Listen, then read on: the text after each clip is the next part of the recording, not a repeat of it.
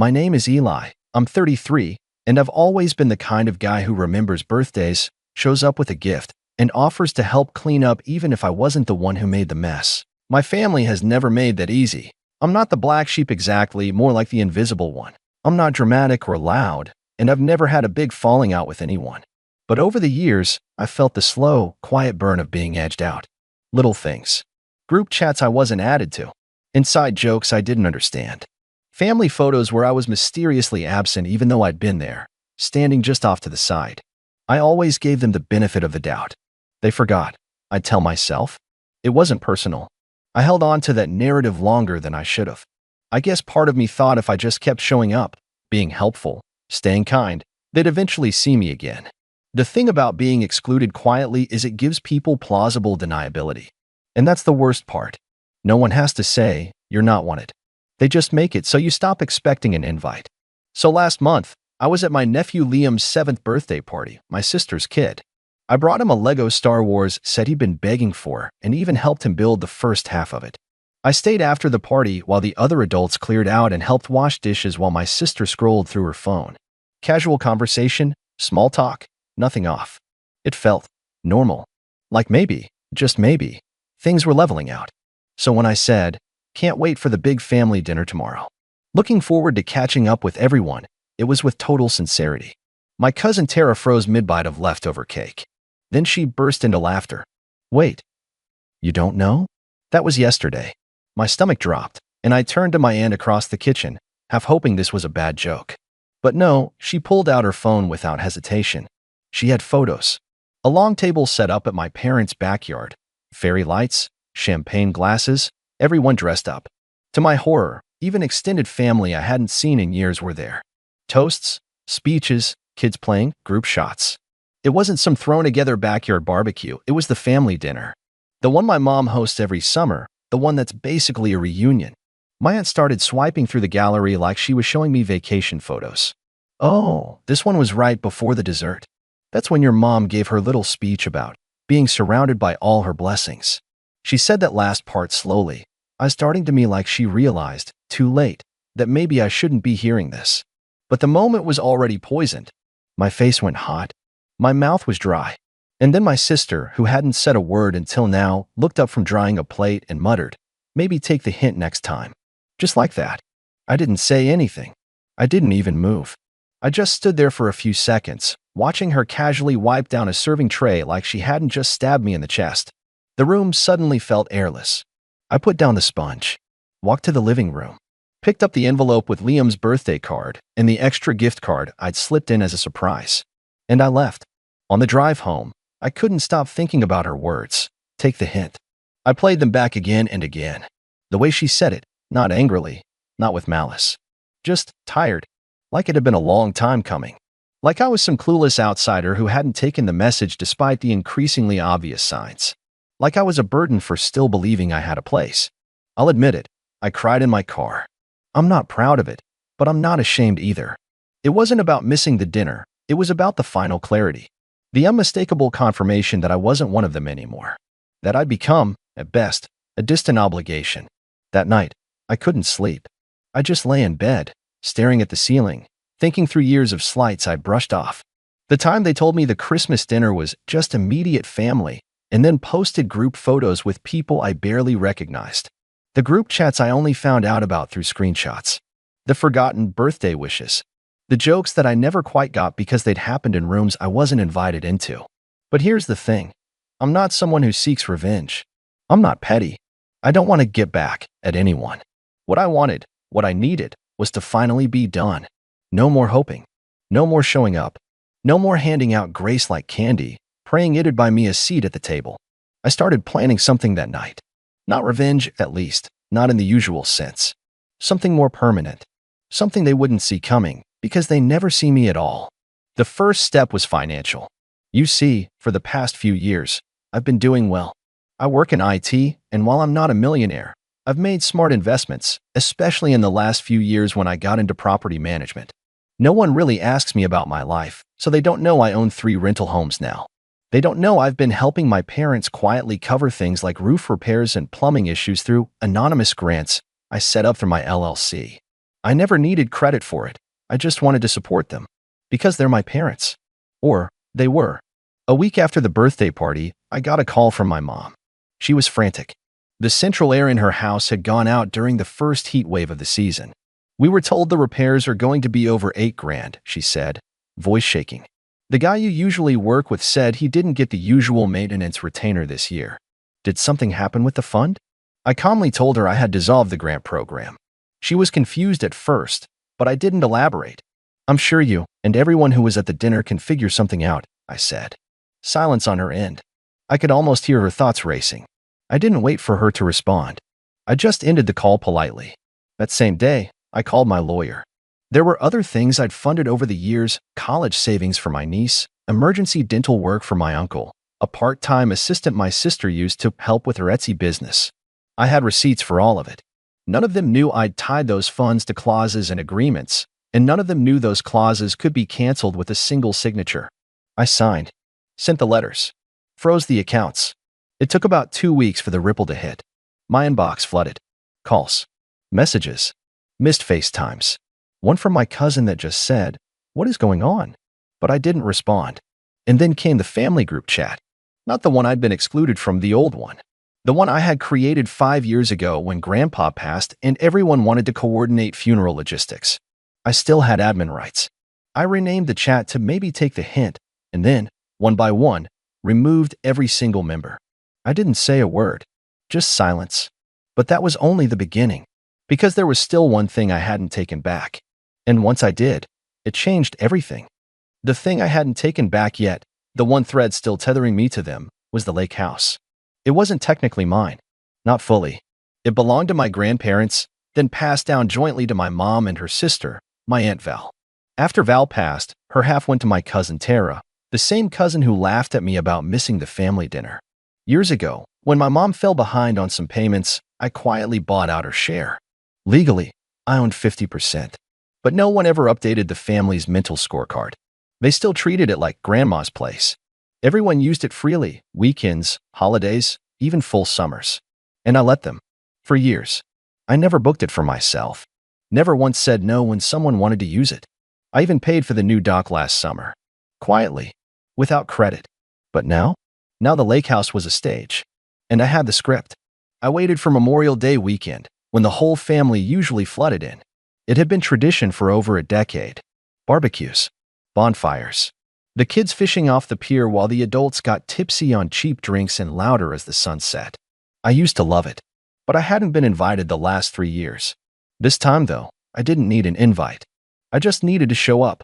3 days before the weekend, I filed the paperwork to restrict shared access to my half of the property, thanks to a little-known clause in the deed that allowed either owner to petition use if conflict arose.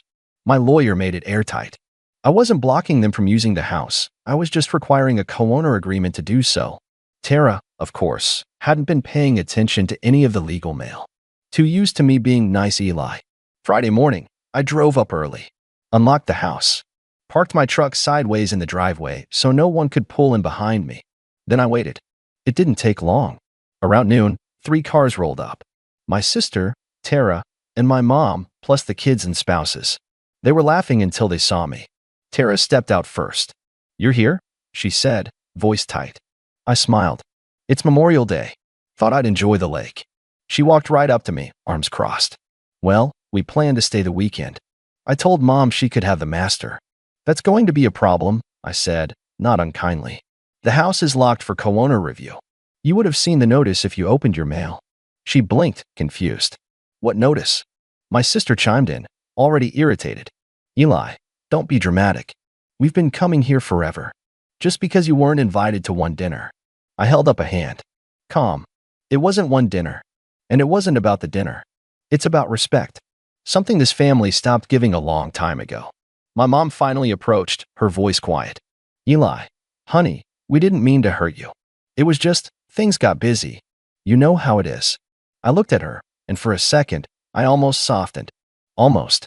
But then I remembered every time she'd defended my sister's cruelty, laughed off exclusion like it was a misunderstanding, or played peacemaker by asking me to be the bigger person.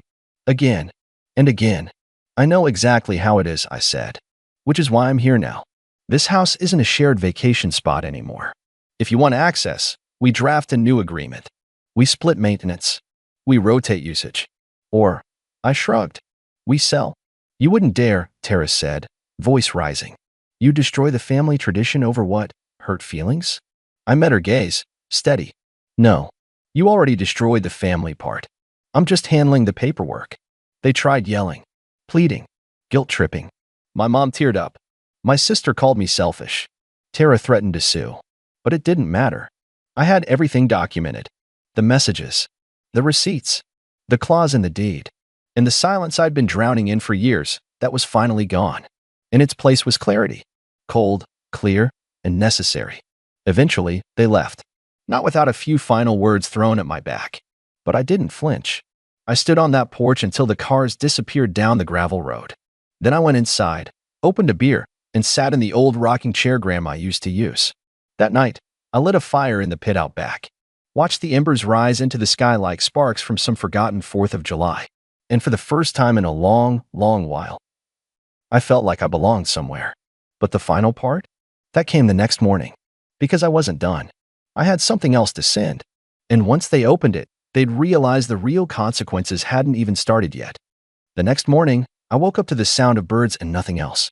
No kids screaming on the dock, no blaring Bluetooth speakers from the porch, no smell of my sister's always overcooked bacon. Just stillness. It was almost eerie how peaceful it was. And I liked it. I brewed myself a cup of coffee, walked barefoot down to the water, and watched the early mist curl off the surface like steam from a boiling secret. I had a lot on my mind, but I wasn't sad. Just focused. Resolved. The night before had been a line in the sand. But now? Now it was time to make it permanent. Before I left for the city, I stopped by the post office in town and handed over a thick manila envelope addressed to my family lawyer. Inside was the final piece of the puzzle, my formal decision to sell my half of the lake house. Not just to anyone, but to a buyer I'd already vetted. A private couple from out of state, no kids, no drama, just retirees who wanted a quiet escape for the summer months. I'd even offered them a slightly better deal if they agreed to one condition. They'd put up a gate. Not a huge one, just enough to clearly mark their half and legally prevent any accidental visits from extended family members who had once treated the house like their personal vacation hub. But the envelope didn't just include the sale contract. It also contained my exit letter, a single page folded on top of the documents, addressed to my entire family. I wrote it slowly, carefully, over 2 nights. I didn't want to be cruel, I just wanted to be honest. Brutally, surgically honest. Here's a part of what it said. To everyone who forgot me, you may not have realized it, but over the years, I became a ghost in this family. Not because I drifted away, but because you quietly pushed me there. With your exclusions, your silence, your smug smirks when I'd show up still believing I mattered. I was the helper, the giver, the quiet one, that extra at the table. I never asked for much, just a chair and a little kindness. But your message has been clear. I'm not family. I'm a resource, a wallet, an afterthought, a punchline. So now, I'm taking the hint. You won't have to forget to invite me anymore. You won't have to roll your eyes when I show up or whisper in the kitchen when I leave the room. I'm done with all of it. I'm not angry. I'm not vengeful. I'm simply done. This house? It was the last place where I still felt tethered to any kind of belonging. And now, I've let it go. The buyers are sweet. They'll take care of it. And don't worry, they won't tolerate uninvited guests. Not even on holidays.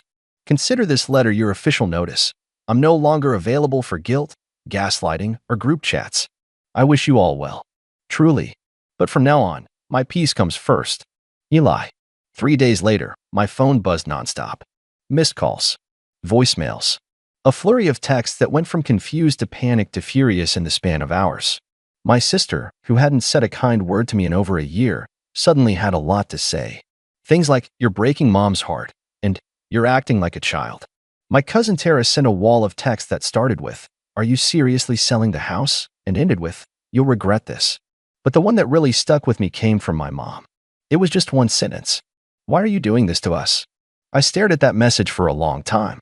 I almost replied. I even typed a few different things, some sharp, some gentle, one version that just said, "Because you let them." But I deleted it all. Because she already knew. A week later, the sale closed. The new owners took over. The family tried to block it, But since Tara hadn't kept up with her share of the maintenance taxes and I had majority rights on the deed thanks to a little-known clause I'd activated through my LLC, they couldn't stop it. Legally, financially, emotionally, it was done. Summer came and went.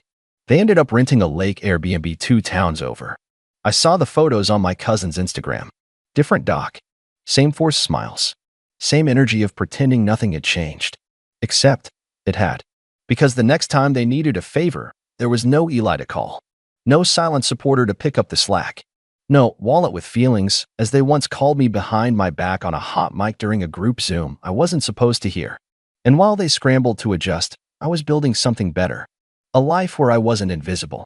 A new circle of friends who saw me, appreciated me, laughed with me, and never once made me beg for a seat at the table. It wasn't about revenge. It was about release. But don't get me wrong. There was one more twist. Because 2 months after the house sale finalized, something interesting happened at work. My company launched a new mentorship initiative, a paid program where we invited applicants from across the region to train in IT and project management. It was designed for people looking to start over. Guess who applied? Tara. She didn't realize the application would land directly on my desk. And she definitely didn't expect the little note I stapled to her rejection letter. Just 6 words. Maybe take the hint next time. The weeks that followed were quieter than I expected. No more calls. No more texts. It was as if, after years of silent dismissals, the silence had finally become mutual. And for once, I didn't feel like I had to fix it. I stopped checking their social media. I removed myself from the last remnants of family email threads. My phone was still, and my mind was clearer than it had been in years. But clarity doesn't mean peace comes easy. There were nights I lay awake wondering if I'd gone too far. If I should have just kept being the quiet one. The dependable one. The one who bit his tongue for the sake of keeping a fragile family illusion intact. That internal guilt had been a well-worn jacket, familiar, even comforting in its own twisted way. But guilt, I realized, is a tool manipulators use when outright control doesn't work anymore. It was hard to let it go. But I did. Because something else started growing in its place, something stronger. Dignity. A sense of boundaries. A strange but welcome pride in the fact that I had, for the first time, chosen myself over people who had proven again and again that they wouldn't have chosen me. Work got better too. I got promoted. Turns out when you're not constantly drained by toxic family dynamics, your brain has more room to thrive. I finally took that trip to Kyoto I'd been putting off for years. Went solo. Spent 2 weeks wandering through bamboo forests and sipping matcha on quiet balconies. I didn't post about it. Didn't announce it to the world. I just lived it. Fully, quietly, for myself. The final thread unraveled on Thanksgiving. Traditionally, it was hosted at my parents' house. A big production. Stuffing recipes copied from Grandma's old notes. My dad's dry turkey. The usual arguments over who got to sit closest to the fireplace. And me, of course, if I was invited, usually stuck at the far end of the kids' table or in the folding chair by the door. No one really noticed when I stopped coming a few years ago. But this year, things were different. That morning, I got a knock at my door. It was my father. I hadn't seen him in nearly a year. He looked older. A little thinner. His once jet black hair was grayer than I remembered. He was holding a foil-covered dish. His eyes were bloodshot. Not from crying, I don't think. Just the kind of long, slow wear that happens when life finally forces a man to sit with his choices. "Can I come in?" he asked. I didn't answer. I just stepped aside. He sat down at my kitchen table and put the dish down. He didn't offer it. Didn't explain it. Just stared at the wood grain for a while like it held answers he didn't have.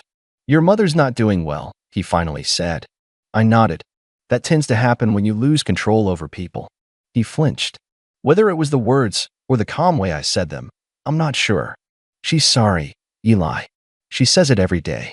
I poured him a glass of water and sat across from him. She had years to say it to my face. He looked like he wanted to argue. Then he sighed and said, "You were right to walk away." I didn't expect that. He continued, "I told her we should have handled things differently. That we shouldn't have treated you like some outsider in your own bloodline. I tried to talk to your sister about it. She says you're being dramatic, that you're holding a grudge." I laughed softly. Not out of amusement, just disbelief. Of course she does. She's not doing so well either. Her Etsy shop folded. She's staying with us now.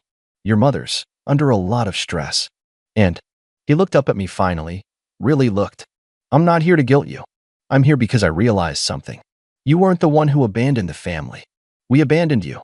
And we just got used to the idea that you'd never push back. The silence between us sat heavy. Then he added, I read your letter. I raised an eyebrow. The one you sent to the lawyer. He forwarded a copy to me after the house was sold. I read it 3 times. I cried each time. I didn't know what to say. You're a better man than I ever gave you credit for, he said. I'm sorry it took losing the house and losing you to see it. I believed him. I don't know why, but I did. There was something raw about his voice. Not performative. Just worn out. I stood, walked to the fridge, and pulled out a small pumpkin pie I had picked up the day before. I sliced 2 pieces, placed one in front of him. No turkey, I said, but it's real whipped cream. He smiled a little.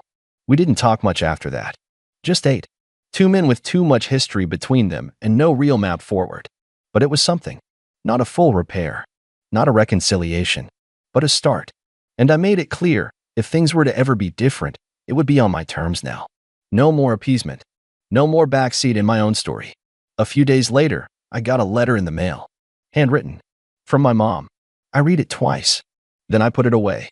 I wasn't ready to respond. Maybe I never would. Forgiveness doesn't come on cue. And it certainly doesn't come without change. Weeks passed. I was moving into winter with a kind of peace I hadn't known in years. Real peace. Earned peace. Then, just before Christmas, I got a text. Not from my sister. Not from Tara. From Liam, my nephew. It was a video message. Hey, Uncle Eli, he said, grinning toothlessly into the camera. Mom says we're not supposed to talk to you, but I miss you. I told her that's dumb. I hope you're okay. I'm building another Lego spaceship. It's got 3 engines this time. Behind him, I heard my sister's voice yell, Liam, give me that phone. The video cut off. I watched it again. And again. My chest hurt in a way that had nothing to do with anger. Just sadness. Not for myself. For him. For what he was being dragged into. The cycle of exclusion. The weaponization of silence. He didn't deserve that. So I sent back a video. Hey bud, I said, smiling. That sounds like an awesome spaceship. I bet it's the fastest one in the galaxy. I miss you too. And I'm always here. No matter what anyone says. Okay. I never heard back. But that was okay. Because I meant it. The revenge was never really about hurting them. It was about stopping the hurt they caused me. About putting up walls not to punish, but to protect. And maybe, just maybe, someone in the next generation won't grow up feeling invisible. Maybe they'll learn it's okay to say no. To draw lines. To walk away from people who only love you when it's convenient. As for me, I'm good. I bought a new place. Smaller, cozier, with a real fireplace and a wide front porch. I host game nights with friends. Cook dinners that aren't critiques in disguise. I laugh more. Sleep better. And when I see old photos pop up on my phone from family gatherings where I stood off to the side, half smiling, half hoping, I swipe past them. Not because I'm bitter. Because I'm free.